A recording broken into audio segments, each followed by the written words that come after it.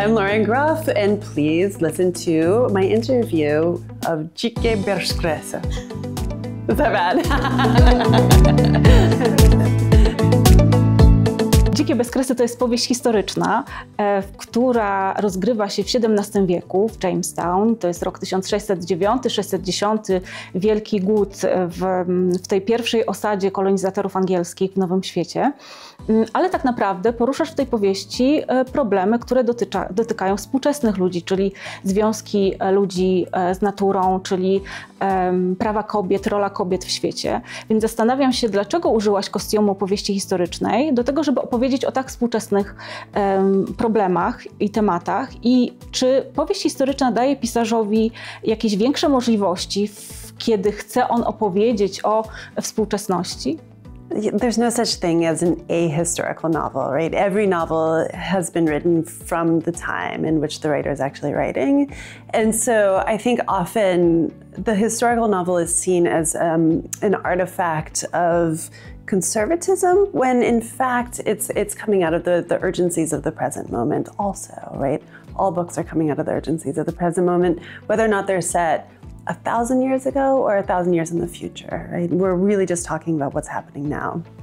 So in the past, actually had a lot of snobbishness against historical fiction because if it's done wrong, it can seem as though it's tourism in time.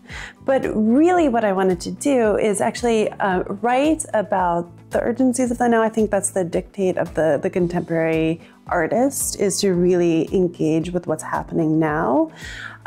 But also to do it in such a way that I'm going slantwise into it. I'm not going directly into it. It's something that I can do. I can talk about how we got to where we are through studying the way that people thought in the past, right? I can talk about the way that we tell stories now and how dangerous the stories are that we're telling by critiquing them through this vehicle, this vessel of a past narrative. So I find it to be a liberating thing, to be perfectly honest, to not have to talk about cell phones or Donald Trump or like things that I hate, you know, like that, right? Like I can talk about contemporary day without having to talk about the stupid things of contemporary day. So it's really fun. It's a liberation. Zastanawiam się, jak Amerykanie przyjmują takie nowe narracje o powstaniu Stanów Zjednoczonych, jak twoja powieść, i też czego ty się uczyłaś w szkole, kiedy na lekcjach mówiono o powstaniu Stanów Zjednoczonych, i czego nowego dla siebie dowiedziałaś się podczas researchu do tej powieści? So when I was young, the framing of the narrative of the founding of the United States is very heroic, right? The mythology, the American mythology, is that, you know, these people came over searching for freedom and they discovered it and it was so glorious. But in truth, we aren't told the truth of the matter, which was, it was a genocide. I mean, it was an intentional genocide as well, right? It was the English, the French, and the Spanish came over intending to completely eradicate the Native Americans. And also, we're never told how hard it was on the first colonists as well, right? In the starving time of 1610 in Jamestown, 83% of the people died of poxes and plagues and malaria and murder. You know, like people were murdering their own families at the time because they were just desperate for food. So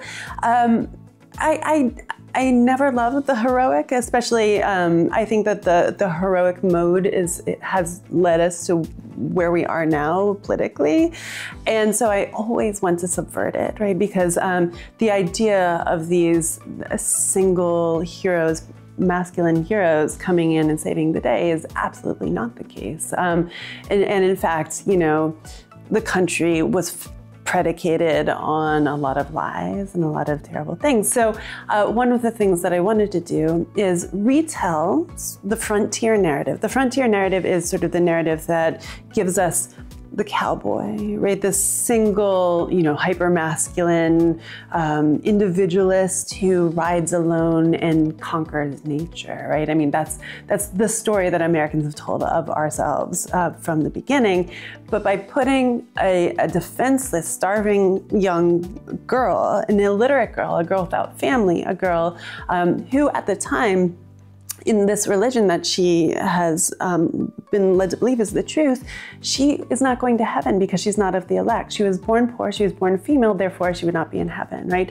So all of these things, putting this person at the center of the narrative just flips the narrative and turns it into something other than what we've been told about American history. And of course, when you tell an alternative idea of the story that has been told over and over again, you're going to get a lot of pushback from people who don't like finding these stories subverted.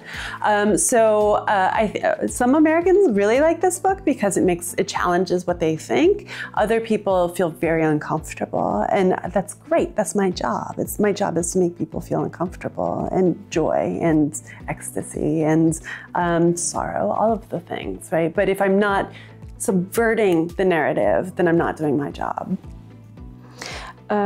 Troszkę odpowiedziałaś już na moje kolejne pytanie, ale jeszcze chciałam Cię dopytać o to. Główną bohaterką jest kilkunastoletnia dziewczyna, która ucieka z tej osady po to, żeby przeżyć. Zastanawiam się, co to znaczyło w XVII wieku być młodą dziewczyną, jak ona siebie postrzegała w społeczeństwie. Co jej mówiono, znaczy czego się nauczyła, jaką wiedzę jej wpojono na temat roli kobiety, jak ona się z tą rolą czuła. So the fascinating thing about English life at the time is that they had, in 1610, they just come out of the reign of Queen Elizabeth I, right?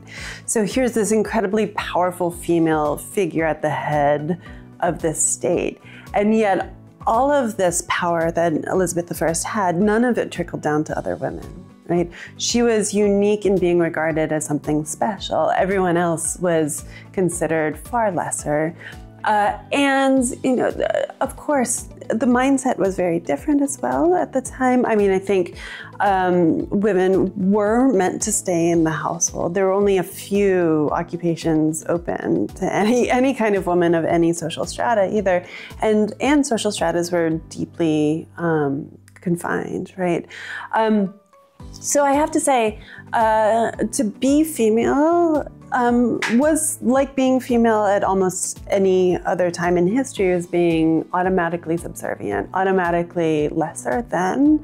And I'm always interested in the vulnerable, because the stories told by the vulnerable are far more interesting to me than stories told by the powerful. Because the powerful are the people who can make the narrative for history. But the vulnerable are the people who are making history, right? I mean, they're the ones who are creating the tissue of events that are happening. So Napoleon on his hill is not as interesting to me as the soldiers down fighting hand to hand, right? I mean, I think that is a different kind of storytelling, and one that we're not actually given usually when we're taught history. We're taught history as it's the remnants of the victors. But the people whose lives have been lost because they were not considered interesting enough to record in the historical record are the ones that historical fiction in particular can animate and bring back into life in a really beautiful and interesting way. Wydaję książki Lauren Groff, bo zawsze o tym marzyłam. Ona miała innego wydawcę w Polsce na początku, kiedy jeszcze nie było Pauzy, to było wiele lat temu, ale zawsze marzyłam o tym, żeby ją wydawać, i kiedy okazało się, że jest możliwość, żeby Pauza była wydawcą Florydy, to natychmiast skorzystałam z tej okazji. A potem muszę powiedzieć o tym, że później Lauren wybrała Pauzę jako wydawcę kolejnych książek. Także ona wybrała mnie i to jest ogromny zaszczyt dla mnie, ogromna radość. Ale Lauren jest w ogóle absolutnie idealną autorką we współpracy, jest bardzo zdyscyplinowana. Zawsze mówi, że wszędzie chce przychodzić pół godziny wcześniej, a nie 5 minut później. Jest bardzo, bardzo pracowita, bardzo zaangażowana, bardzo otwarta na rozmowy, na pytania i jest po prostu strasznie miłą i dobrą osobą. Także wszystkie elementy pasują w tej układance.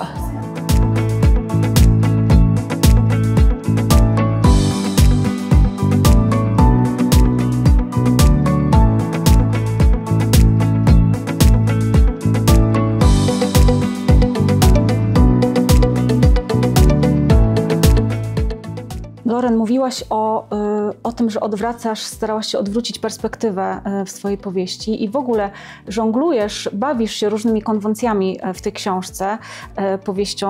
Konwencją powieści przygodowej, powieści o przetrwaniu, ale też wydaje mi się, że właściwie w moim rozumieniu to jest również książka drogi, powieść drogi, ponieważ bohaterka ucieka, przemierza jakąś drogę, dąży do jakiegoś nieokreślonego celu. I to jest droga w sensie dosłownym, ale też w sensie metaforycznym, bo to jest trochę podróż duchowa. Z tym, że co jest ciekawe, ta podróż duchowa rozpoczyna się w momencie, kiedy bohaterka się zatrzymuje, kiedy zaczyna chorować, kiedy czuje się słaba. I zastanawiam się, i wtedy właśnie dochodzi do jakiegoś rozwoju, zaczyna bohaterka dojrzewać, dostrzegać prawdę o świecie. Zastanawiam się, czy to jest tak, że niezbędnym elementem do rozwoju jest rodzaj dyskomfortu, cierpienia. Żeby rozwijać się, musimy się w pewnym momencie zatrzymać. To jest taki paradoks. Oh, that's a fascinating question. I don't think it's necessary to suffer to have like an ecstatic understanding of the world and spirituality. But of course, for my last book, Matrix, I did a great deal of study into medieval mystics and the way that the martyrdom, the suffering of the body was translated into sort of a spiritual ecstasy in a very real way. And I was really interested in that. I thought that was really fascinating. I saw this book in the architecture of this book, the actual, physical structure of the book is like this, right? So as she's descending materially, anagogically, spiritually, she's rising up toward God, right? Toward heaven. So it's going like this, and it's intentional, right? I mean, I wanted there to be this beautiful balance between suffering and joy, because it does exist. Everywhere we go in the world, we can, you see the most profoundly beautiful creatures, they only exist because they eat other creatures, right? I mean, like there's terror in nature as part of what nature is. It's there's death in all life, in all things that we carry around the seeds of death in us as soon as we're born. And so I really wanted to talk about this dual nature of darkness and light at the same time, right? The other thing too is, I think part of the impetus for me going into this book was, there were two very separate things. One was, I am obsessed with survivalist stories because I think it's in some ways an inoculation against climate anxiety, right? So if you read and look at and watch a lot of survivalist stories, it sort of teaches you how to handle the anxiety that comes from being in the Anthropocene. I think it's very, very real. And at the same time, just personally too, I have, my little sister is a professional triathlete. She's an Olympian, she's been in 2 Olympics. She still does Ironmans, like she's amazing, but she's chosen a life of suffering in a way that I didn't understand, and I kind of wanted to at least create a microcosm of her suffering in order to better understand my little sister. So there were a lot of things going into this book. No właśnie, wspominasz o swojej siostrze, której zadedykowałaś tę powieść. Ona, tak jak Lamentacja, jest osobą niezwykle wytrzymałą psychicznie i fizycznie. No i pokazujesz nam w swojej książce, jak wytrzymałe może być ludzkie ciało. Czy twoją powieść można odczytywać również jako hołd złożony ludzkiemu ciału? Absolutely, yeah. No, in order to write the book, I actually had to do a good deal of research into the resiliency of the human body, and it's an incredible machine, right? If you actually think about it in terms of what the human body can do, we feel so weak in the face of grand elements. For instance, once I got caught in a riptide, and I've never felt anything more powerful or more terrifying in my entire life. And yet at the same time, we go through the world every human body is like a tiny universe in and of itself, right? We require so many other living organisms just to be alive, right? We're carrying around these really unbelievably sophisticated electrical circuitry, right? And it's just a miracle. I mean, it's a miracle that any of us were able to come into the world because our ancestors were able to survive to the point where we came into the world. So in some ways, this is a tribute to the profound glory of being an animal in the world, right? Even, an animal that not only can feel the ecstasy of the body, of running and of even suffering, but at the same time, an animal that sort of delights in being an animal. Right? I think that's one of the things that this book is trying very hard to do, is to collapse this artificial understanding of humanity as being the top of a hierarchy of being. When in truth, we're no better than the whales, we're no better than the mice, right? Just because we have the intelligence to be able to dominate other creatures and other living things doesn't mean that we should in the way that we do. So one of the impulses of this book is to collapse this false hierarchy and to start to see, as the girl does in the book, how we are just a tiny blip in the vast and intricate web of life. This is something that comforts me, and it's possibly a little bit dark, but when I think about sort of the climate collapse that's actually ongoing at the moment, the oceans are collapsing right now, I do take great comfort in this idea that no matter what, life will go on, right? There are these Japanese researchers who are doing the drilling, and they're drilling deeper down than any people have ever gone before into the earth. And at every level, they found life, right? And isn't that glorious, right? Isn't that moving that when humans have removed ourselves from the world out of stupidity, there will still be beautiful life going on, and it doesn't require us to notice it, to know that it's there. Mówisz właśnie o związku człowieka z przyrodą, o tym, że jest częścią tej przyrody. I w twojej książce jest taka przepiękna scena, kiedy Lamentacja obserwuje niedźwiedzia zachwycającego się krajobrazem wokół siebie, światem wokół siebie. I wtedy twoja bohaterka czuje taki niesamowity spokój.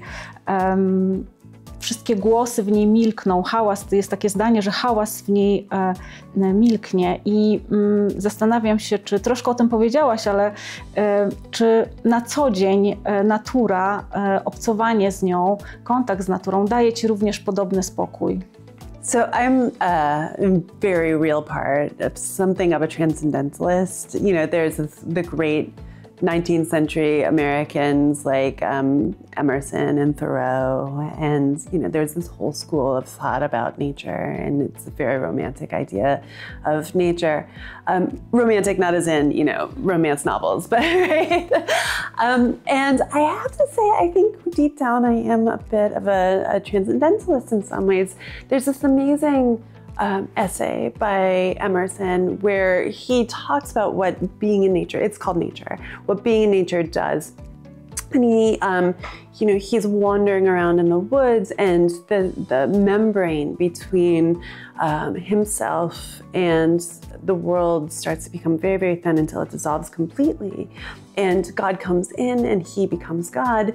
And this is the very famous transparent eyeball essay, right? Which I love very much. This idea where if you're in nature, you suddenly become this transparent eyeball. You're taking everything in and everything comes out of you. And there's this collapse of ego, a collapse of self.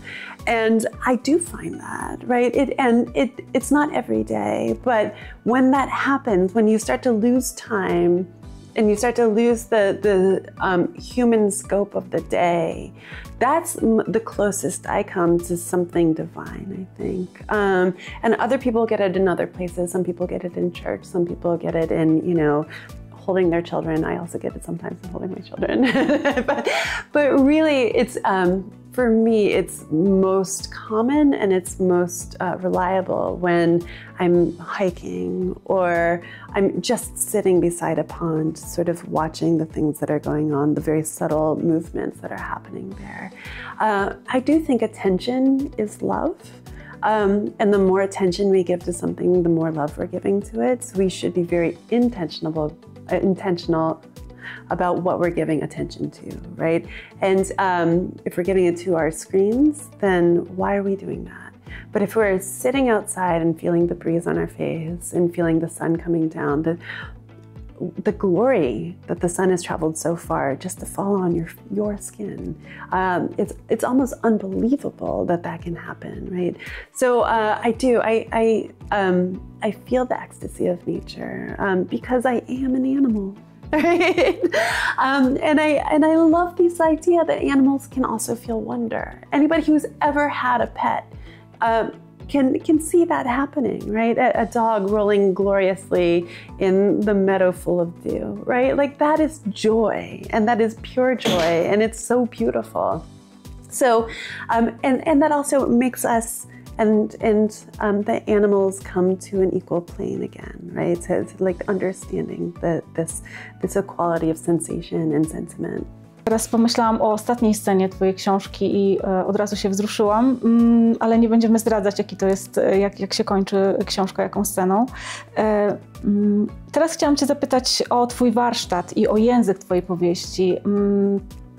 Książka jest przetłumaczona genialnie przez Jerzego Kozłowskiego.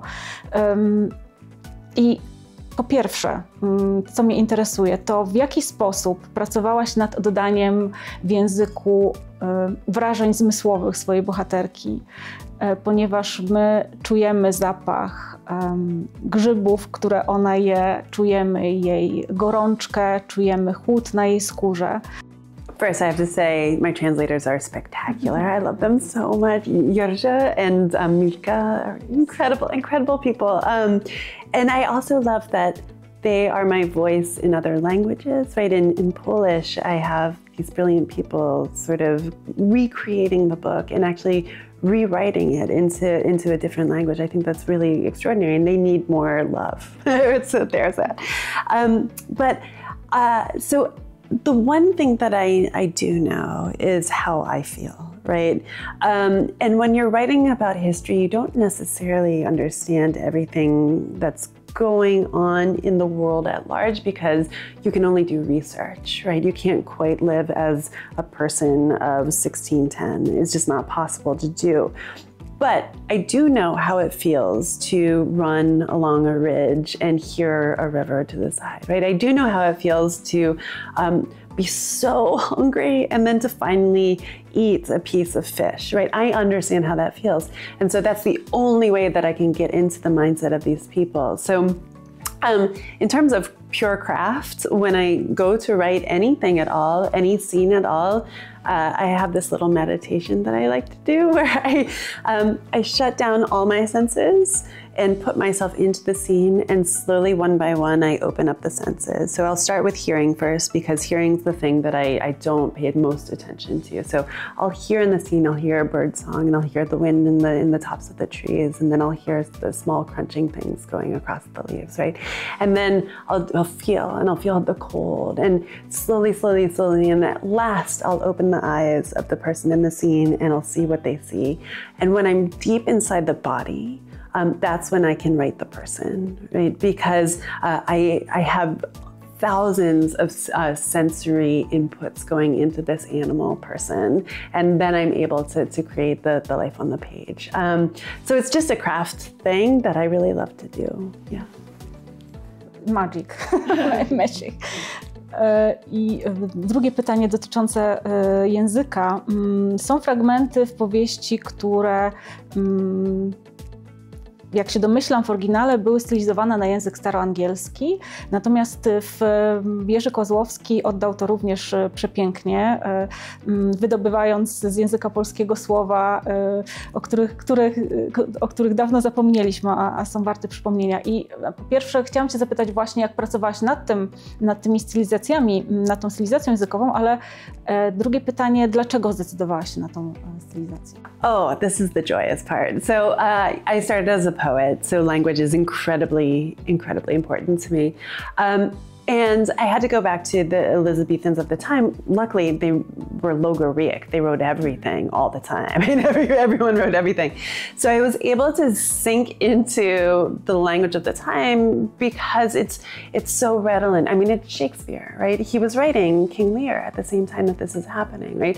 And I went back into all of the Shakespearean and Johnson and all of the plays and the poems of the time and listened, and the letters of people who were actually at Jamestown, to understand almost the way that syntax was different, and it was profoundly different because people thought differently.